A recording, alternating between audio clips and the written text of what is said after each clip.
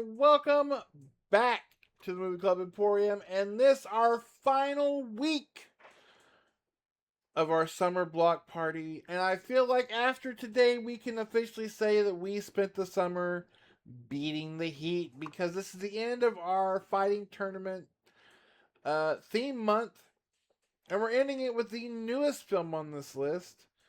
Uh, but certainly not the best film on this list, The Last Kumite. This is from 2024. I don't know why I said it like that. Directed by Ross W. Clarkson, who's a cinematographer and camera operator. He's done a lot of like European American action movies, a lot of Scott Adkins, a lot of kind of films like that you find in like the DVD bin. Uh, Starring some big names in the world of this type of genre from the 80s and 90s. Matthias Hughes from Dark Angel, which is a fantastic movie with Dolph Lundgren. Billy Blanks, TC 2000, as well as if you're my age, you probably know him as the guy who sold Tybo. And then Cynthia Rothrock from a whole slew of really fun fighting movies, stuff like China O'Brien, Sworn to Justice, Undefeatable, uh, Queen of the Scorpion Kick. She kind of rules. Um, so this movie is kind of an modern day throwback to that type of movie, that late '80s, early '90s JCVD, fighting tournament movie. Uh, it starts with this incredible like 1980s New York City opening. It takes place in modern day, but it's filmed. It looks like you think like the Ninja Turtle movie is starting, with this completely not Tiffany song playing. And that's the thing too. Like the music in this movie is very much, um, like a throwback to like stuff you'd be getting in those types of movies. Or like stuff from like Survivor for Rocky. Just that really weird like, yeah. And this we follow our main character, guy I don't know, who's I guess a legit fighter. Um and you really notice off very quickly that something is weird. So apparently this movie was filmed almost entirely in Germany. In fact, on the American 4K, when it pops up, you have to go in and change it to English and not Deutsch. Um, as far as like the language. Um, I don't know if it was done on purpose or if it's the sound mix or what. Everybody looks and sounds dubbed, which is really weird, bizarre. Because we're not parodying these movies. Like we're wholeheartedly making an homage to one, and it's him and his daughter, and he wins like the local karate tournament, and the whole time, Matthias Hughes, who is the main villain because he just won't stop like through every action and look tell you he's the villain. He's also dressed like different like couches the whole time. Like every outfit looks like it could be on a couch. Um like the material, not like a couch wearing an outfit, but like he just looks I just kept thinking like that looks like the it just looks like a couch. But anyway, so our main character he wins this fighting tournament and then takes his daughter to the after party, which is held at this high end tiki bar. Um, and it's like your underage daughter that you take, and so Matthias Hughes invites him to a uh, kumite in the same locations in Eastern Europe where we were filming Hostel in the early 2000s. for a underground kumite for worth $1 million, but it's a fight to the death. And naturally, he's like, no, thank you. And so, even before they ask him, they set up to kidnap his daughter. Um, and so it's a real like I gotta fight in this tournament because they kidnapped his daughter, and not only that, but they've kidnapped a bunch of the fighters, like wives and sisters and girlfriends, and it's a really weird um, it's a really weird thing for this movie. And if you try to uh, you know, stop it, they just murder you. So really cutting the ranks down before the fights even start. Also, he has a giant, like a dude with like the traps the size of like hubcaps. A guy who's his undefeated fighter who likes to kill people in the ring, whose name is Draco. Wink. Um, and so it's a Maynard guy finding somebody that can help him figure out what this Matthias Hughes character is all about. Knowing that this whole little Eastern blockade town, cops and everybody's in on this fighting tournament because he's so rich. And then just like random fighting movie people pop up. Like I guess said, you have him, the guy who kind of becomes our main character's Mickey. For another Rocky reference, is Billy Blanks because he is the only one who like defeated Matthias Hughes. He's also the only one in this movie who seems to be giving a shit because he is acting his butt off. There are a couple times where like Billy Blanks is just like crying his eyes out, and meanwhile our other guy, like his reaction doesn't get above stage whisper. Cynthia Rothrock pops up. The guy, he's in it very not for long. The guy who was in No Retreat, No Surrender, like just a bunch of fighting movie guys. Um,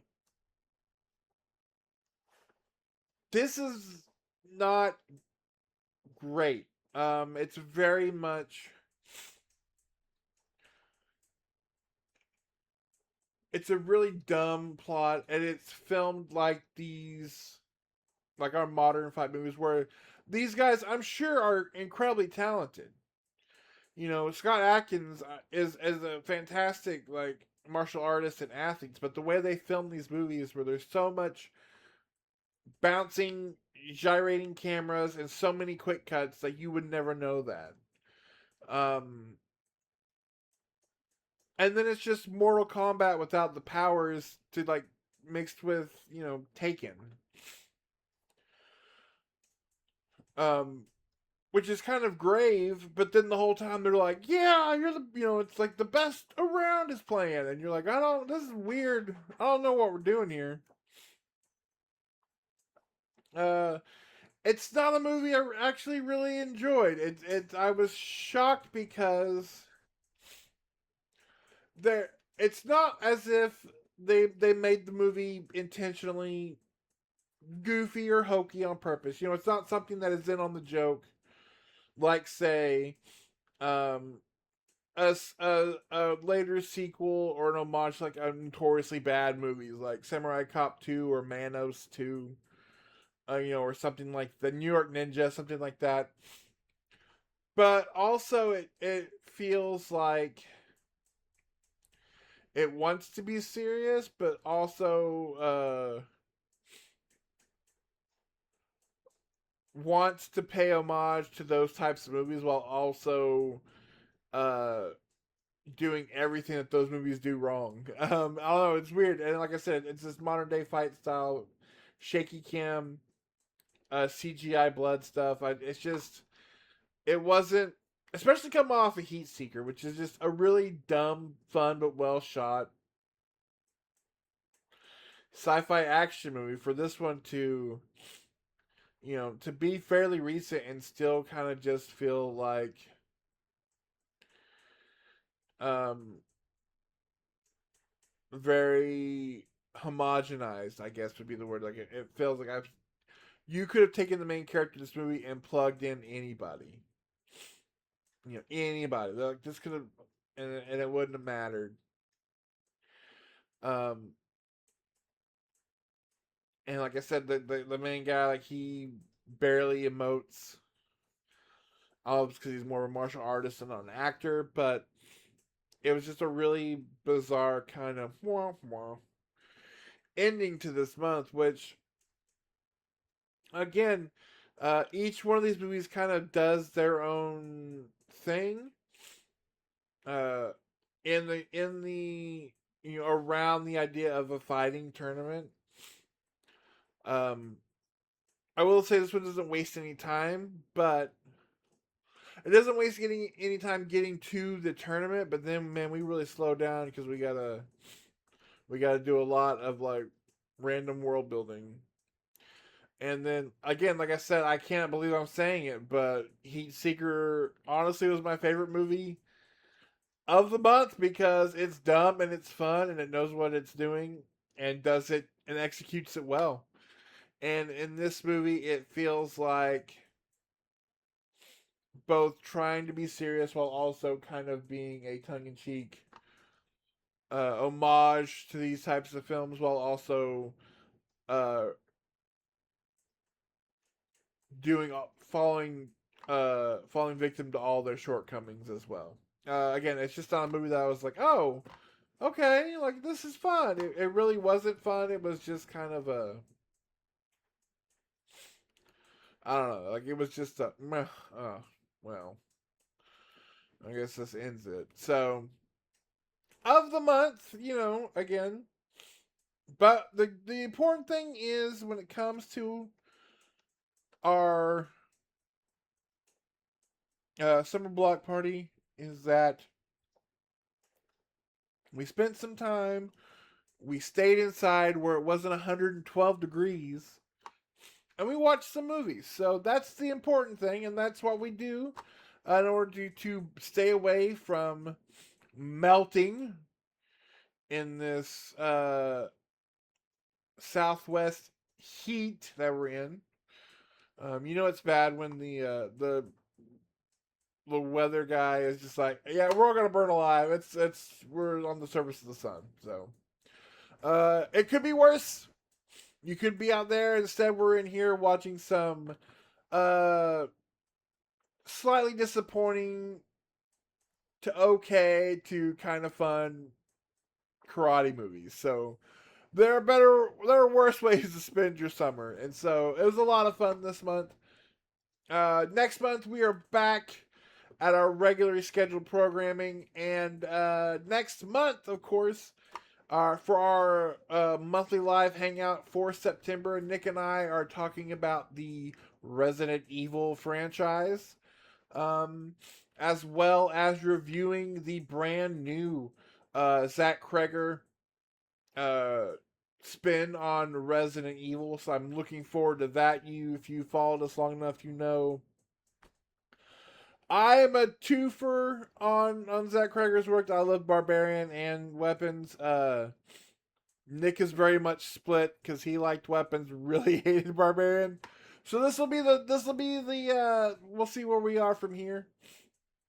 And then next week, I believe the plan is to talk about Onslaught, which is the brand new Adam Wingard movie that kind of came out of nowhere, and then they're like, "Oh yeah, it's also set in the world of The Guest, which is a fantastic movie if you haven't seen it." So next week we're gonna be trying to be talking about Onslaught, and until then, uh, stay inside, stay hydrated, and stay away from like 6'4" blonde Eastern European guys trying to give you money or crypto to fight in a tournament, because oops a doodle, next thing you know, you find yourself in Mortal Kombat and you ain't got no powers. So until next week, where we are dealing with who knows what and what Adam Wingard could come up with, I will see you guys next time. Stay cool.